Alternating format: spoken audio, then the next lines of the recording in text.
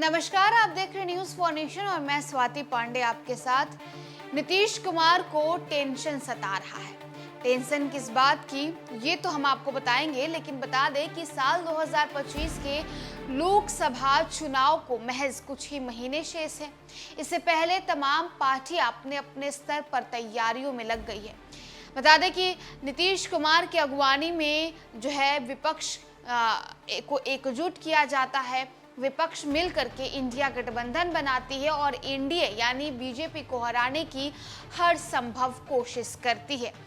भला इसमें एनडीए भी पीछे कैसे हटे, बीजेपी भी भला पीछे कैसे हटे। बीजेपी भी लगातार नेताओं के संग मीटिंग कर रहे हैं। बीजेपी के तमाम नेता जो है वो मीटिंग कर रहे हैं। एनडीए की बड़ी बड़ी बैठक भी हो रही है, जिसमें खुद प्रधानमंत्री नरेंद्र मोदी जो है इस बैठक को ऑर्गेनाइज करवाते हैं। वहीं इंडिया की बात करें तो नीतीश कुमार लगातार बैठकें कर रहे हैं। बिहार में लगातार बैठकें हो रही है। नीतीश कुमार अपने विधायकों संग, विधान पार्षदों संग और अपने तमाम नेताओं के संग बैठ करके मीटिंग कर रहे हैं। लेकिन नीतीश कुमार को सियासी टेंशन सता रहा है। राजनीतिक मुलाकात से भी अब बात नहीं बन रही है। बीते दिनों यानी शनिवार को एक अन्य मार्ग यानी सीएम आवास में बड़ी बैठक होती है। करीब 11 बजे से 2:30 बजे तक ये बैठक चलती है, जिसमें अल्पसंख्यक के समाज के तमाम नेता जो है इस बैठक में शिरकत करते हैं। जमा खान मौजूद रहते हैं, खुद ललन सिंह मौजूद रहते हैं, उमेश कुशवाहा मौजूद रहते हैं और नीतीश कुमार इस बैठक को ऑर्गेनाइज करवाते हैं। बिहार में नीतीश कुमार मुस्लिम कम्युनिटी में अपना खोया जनाधार वापस लाने की कोशिश में जुट गए हैं।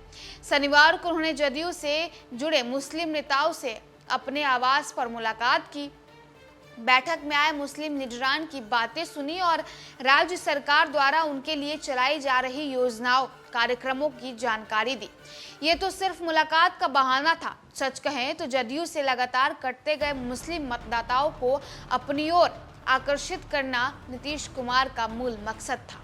साल 2020 में हुए बिहार विधानसभा चुनाव में जदयू ने 11 मुस्लिम उम्मीदवारों को टिकट दिया था। आश्चर्यजनक बात यह रही कि उनमें से एक भी उम्मीदवार चुनाव नहीं जीत पाया। यह जदयू के लिए बड़ा सेटबैक था, इसलिए कि कांग्रेस और आरजेडी के बिहार में प्रभाव के बाद मुस्लिम वोटर नीतीश कुमार की पार्टी जदयू के साथ आ गए थे। इसके बावजूद राजद मुस्लिम विधायकों के मामले में सबसे आगे रहा। राजद ने 2020 में 17 मुस्लिम उम्मीदवारों को टिकट दिया था। उसके 8 उम्मीदवारों ने जीत दर्ज कर ली। मुस्लिम वोटर जदयू से क्यों बिदके, ये समझने के लिए नीतीश कुमार के राजनीतिक अतीत पर नजर डालनी चाहिए। साल 2015 का विधानसभा चुनाव जदयू ने महागठबंधन के साथ लड़ा था। महागठबंधन में राजद, जदयू और कांग्रेस शामिल थे। तब 23 मुस्लिम विधायक चुने गए थे। साल 2000 के बाद यह पहला मौका था जब इतनी संख्या में मुस्लिम विधायक जीते। साल 2000 के चुनाव में 29 मुस्लिम विधायक निर्वाचित हुए थे।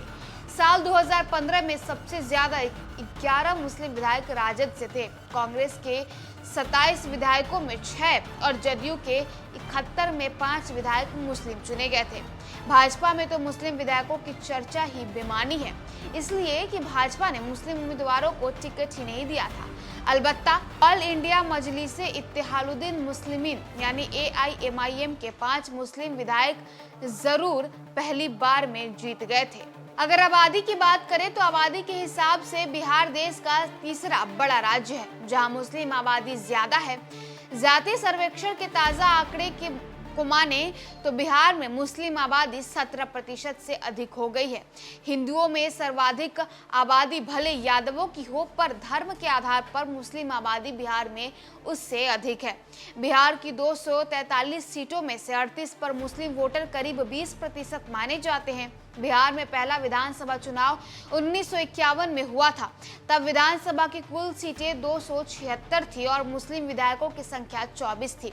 1957 में हुए चुनाव में 25 मुस्लिम विधायक चुने गए थे। इसी तरह 1962 में 21, साल 1985 में 35 मुस्लिम विधायक थे। साल 2005 के चुनाव में 16 मुस्लिम विधायक चुने गए थे। साल 2010 में 19 मुस्लिम विधायक चुने गए।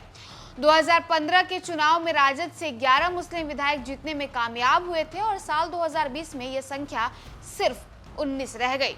मुस्लिम वोट अमूमन और गैर भाजपा दलों के पाले में जाते रहे हैं, यानी बिहार में ये वोट कांग्रेस, राजद और जदयू को मिलते हुए हैं।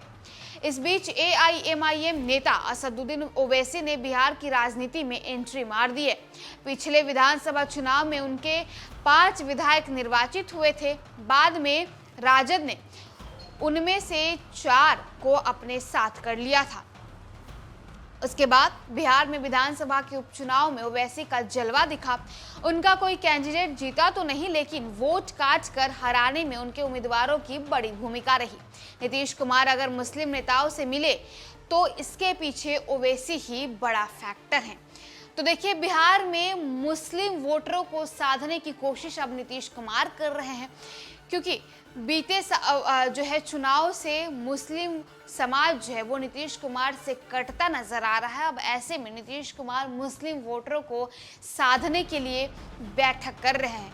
बीते दिनों सीएम आवास में ये बड़ी बैठक बुलाई गई, जो करीब 11 बजे से 2:30 बजे तक चली, जिसमें जदयू के अल्पसंख्यक समाज के तमाम नेता इसमें शिरकत किए। चलिए, फिलहाल इस खबर में बस इतना ही, और भी वीडियोस अपडेट्स के लिए आप देखते रहें न्यूज़4नेशन।